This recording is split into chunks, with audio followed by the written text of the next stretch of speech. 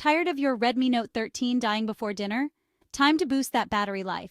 First up, software optimization. Make sure your phone's MIUI is up to date. Turn on battery saver mode whenever you can. Close those background apps hogging your power. And don't forget to switch off GPS, Bluetooth, and Wi-Fi when you're not using them.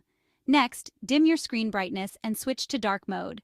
Set your screen timeout to a shorter duration and disable those pesky notifications. Now onto app management.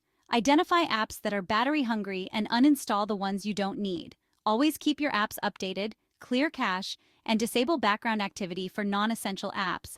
If these tweaks don't help, you might be facing a hardware issue. Contact Xiaomi support or visit a certified repair center. Lastly, some pro tips.